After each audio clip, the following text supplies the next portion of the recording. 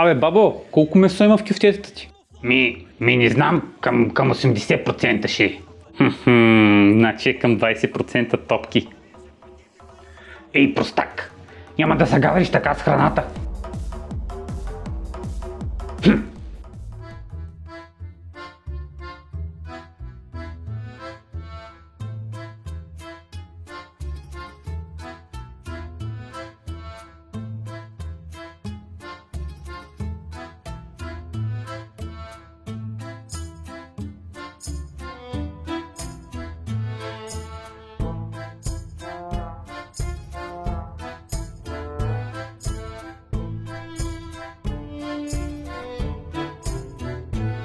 Welcome to the new video, comrades! Today we are making an all-time favorite of mine and of my family. I know from my mother, when she was little back in the days when we shot Laika in space, they prepared this meal every single Sunday. I mean, every Sunday it was a tradition to prepare it. It was an all-time favorite of hers too. At first glance, there's nothing special in meatballs or patties, or how we call them in Bulgaria, kofteta. But imagine back in the day, in the socialist era, when there was no such variety of products in the shops. I've heard stories of people waiting in lines for hours just to buy a single loaf of bread. Same goes for meat, of course. My Babushka used to tell me stories that when they go to the meat shop, there was no such variety of meats. Even most of the times you buy whatever meat there is. There was some even meat of wild boars sometimes, and it was kind of disgusting because it has some fur in it or something like that. This is a true story, by the way. So yeah, you can basically imagine that not every time there was the perfect minced meat in the shop that you can buy and to prepare the perfect dinner for your Slav family. And yeah, when you find the perfect meat, it was like a special occasion. As I said, typically they prepared this meal every Sunday, of course when the products were available. And eventually the tradition was passed to my mother and to me. But yeah, not so much to me because I don't prepare it very often. Times are different today. Basically you can find whatever products you need in the shop, like every time you go there, and you can prepare this dish whenever you want. So yeah, we'll be making kofteta today. They are quite healthier versions, but I'll prepare the classic version, the classic recipe that I know. And I'll tell you a little bit of a healthier version during the process of preparing. The original name of this is Köfte, which represents a family of meatball or meatloaf dishes which are quite spread around the world. They're found in the Indian subcontinent, South Caucasian, Middle East, Balkan and Central Asian cuisines. And every cuisine of course has its own variety. The simplest form of this dish is ground meat, typically mixed with some herbs and with onions, as you will see.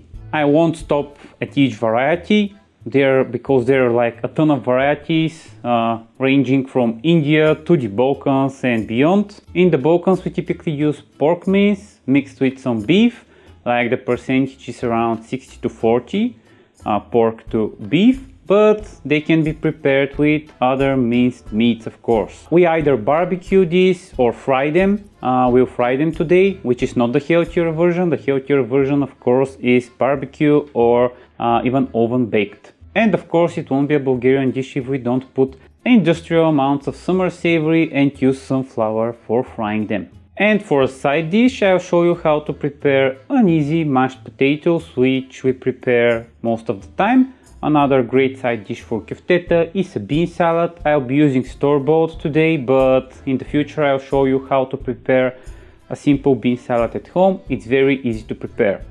With that said, let's go to see how to prepare the kofteta so you can become a fully fledged Slav chef. And we'll start with the products as always. You need 1200 grams of minced pork. As I said, you can go with beef, veal, even chicken, or even a meat mixture if you're extra fancy. You need 3 chicken shelled grenades. For every 400 grams of mince, I prefer using 1 egg. You need summer savory, a lot of it, like a lot in Germany they call it Bohnenkraut, which means bean spice. It's perfect with beans but also with everything else.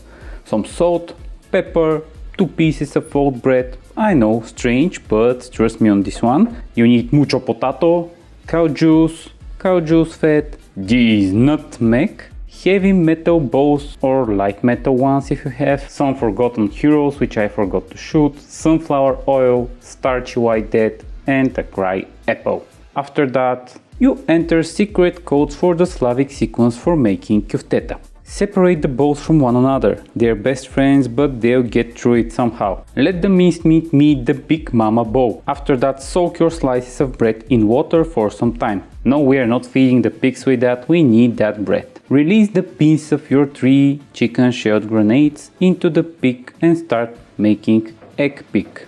Use a spatula for some time. Realize you're a real man and change angles. After that, start using your hands. Mix until all the egg is incorporated well. After that, dehydrate your bread by using secret pressing jutsu with your hands. Make sure you remove as much water as possible. Then crush your bread until it disintegrates. Pepperize this stuff. Not sure if there's such word, but if not, now we have it. Have a fight with the cry apple. It will eventually make you cry. Take vengeance upon it by using a grater. We do not want uncooked onion chunks in the köfte. Occasionally remove onion chunks when they appear out of nowhere. Summer savorize the mix, like a lot. You want half a jar of summer savory in it. And again, use your hands to incorporate all the ingredients into a dough-like pig mixture. We can call it pig dough. Take your time and check for pockets of unmixed things, mainly spices. You will know when it's ready when it sounds like that. If it's a little bit sticky, add some breadcrumbs so they'll take some of the moisture out of it. Time to use the starchy white dead. Put it into a pink plate. Have a red socialist plate comrade on the side. Spend half of your day forming patties and baking them into flour. This is their favorite type of bat.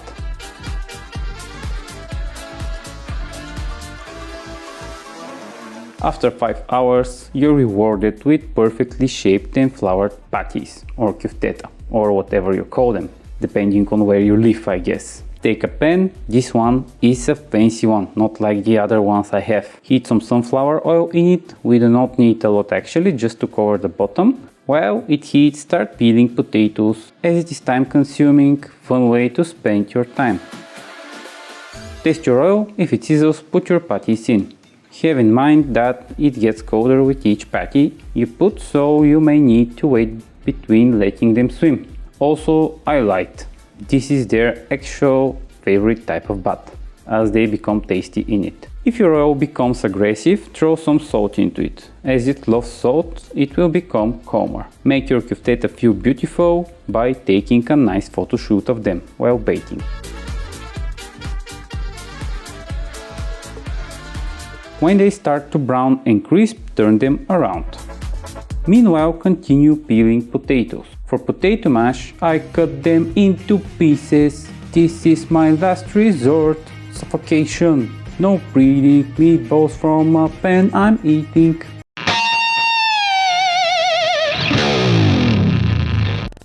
Add hot water to potatoes so they cook faster. Internet loves hacks. This is a hack. Enjoy your setup. This is what a Slav wants from life. A pan with köfte and a pot with potato. When the köfteta are ready, put them into the comrade plate with some paper so we can extract unneeded oils. Look at that beautifulness. I want to eat them now.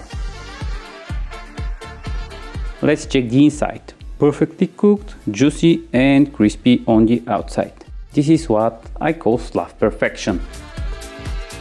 Load another batch of köfteta and cook them. From the products we used, you have around 20 big köfteta or köfte, or yeah, whatever. Bonus Slavness! Bonus round? Well, we prepared a little bit for the bonus round today, but now let's finish it up. Finish boiling your potatoes. After that, put them into a bowl and take the potato masher. Make sure you have the energy to mash. Salt them to taste and mash. Nutmeg to taste and mash again. Milk to taste, and guess what? We mash again. And last but not least, add some butter and again mash. For best results, make sure your potatoes are still hot when mashing them, so the butter can incorporate better. Take a quick taste to make sure everything's fine, and yep, it was. Slav difficulty level, I'm totally giving this 4 out of 5. A lot of things to take care of, a lot of dirty utensils and dishes, a lot of Slav time taken. But totally worth it in the end. I'm not frying very often, maybe this is why it was harder thing for me to prepare, but feel free to use the oven if you want. Now, time to serve like pro Slav chefs. We're doing this by overexposing our plate, putting 2 or 3 kofteta and a generous amount of potato mash. Also, I'll add some store-bought bean salad. I'll show you at a later episode how to prepare it at home. It's easy and tasty. And time for the energy. Oh, come on. This is a classic Slav cheat meal, so I didn't count the calories, but there are a lot. Let's agree that there are a lot. You should enjoy your meal and forget about it. That's it. With that, we're ready with the Slav perfection. I also added some cucumber for vegetables and for some extra crispiness. That's it, comrades. If you want something tasty and you have the time, make sure to prepare this, you won't regret it. It's not some super fancy food, but I assure you the taste is amazing and it is also quite cheap to prepare. Maybe it's a little bit heavier on the fats and the calories, but hey, a Slav needs this for strength. But if you want to cut down the calories, just bake the meatballs in the oven or use a less fatty meat.